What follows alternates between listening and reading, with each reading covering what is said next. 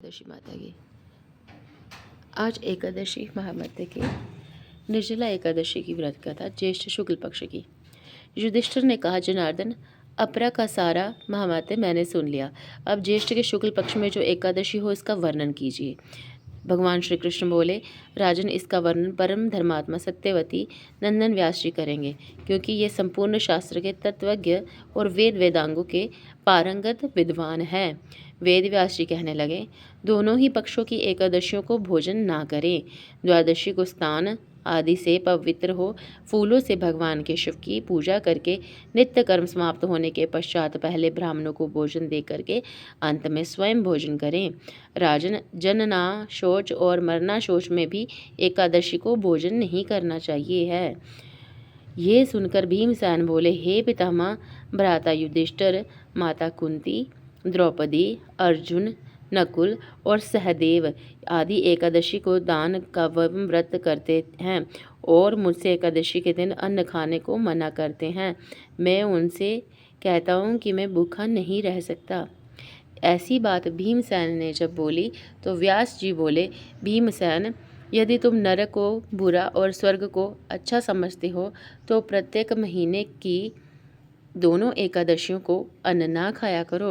भीमसेन बोले, पितामह, मैं आपसे पहले भी कह चुका हूँ कि मैं एक दिन भी समय भोजन के बिना मैं रह नहीं सकता। फिर मेरे लिए पूरे दिन का उपवास करना तो कठिन है। यदि मैं प्रयत्न करूँ तो एक व्रत अवश्य कर सकता हूँ। अतः आप मुझे कोई एक व्रत बताइए जिससे मुझे स्वर्ग की प्राप्ति हो। व्यास जी बोले, भीमसेन, कृष्ण और मिथुन संक्रांति के मध्य में ज्येष्ठ मास की शुक्ल पक्ष की एकादशी होती है, उसका निर्जला व्रत करना चाहिए। इस एकादशी में व्रत के स्नान और आचमन में जल वर्जित नहीं है।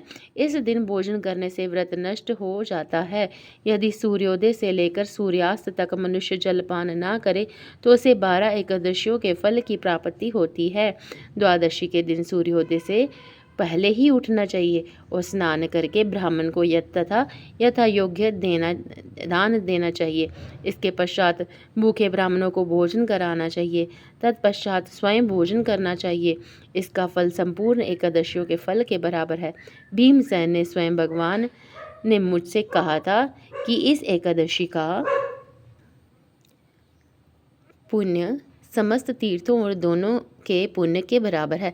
एक दिन निर्जल रहने से मनुष्य सब पापों से मुक्त हो जाता है। जो मनुष्य निर्जला एकादशी का व्रत करते हैं उनको मृत्यु के समय भयानक यमदूत नहीं दिखते हैं।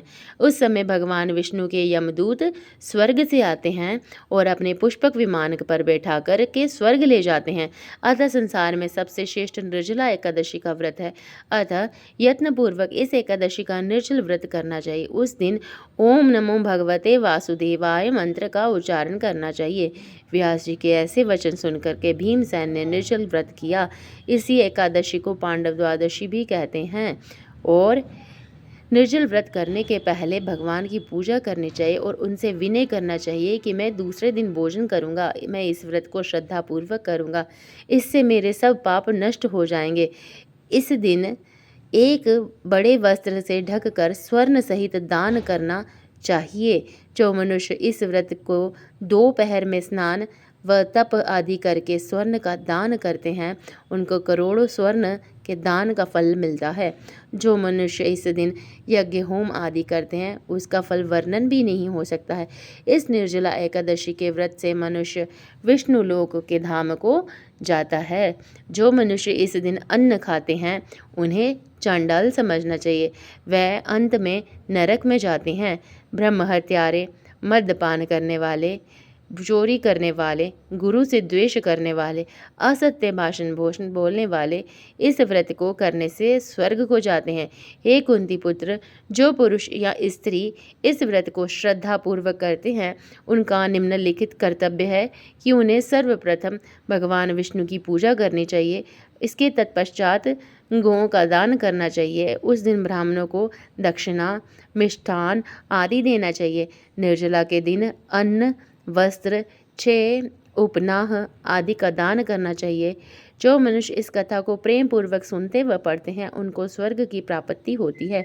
भक्त को चाहिए कि वह अपनी कमजोरियों को अपने गुरुजनों या परिवार को बड़ों को ना छुपाएं, उन पर विश्वास रखते हुए अपनी समस्या उन्हें बताएं ताकि वह उसका कोई उचित उपाय बताएं। व्यास जी की कृपा से भी भीमसेन ने भी एकादशी का व्रत करके सभी एकादशियों का फल प्राप्त करके स्वर्ग के भागी बने। जय हो निर्जला एकादशी व्रत की। जय हो श्री लक्ष्मी नारायण भगवान की। कथा समाप्त।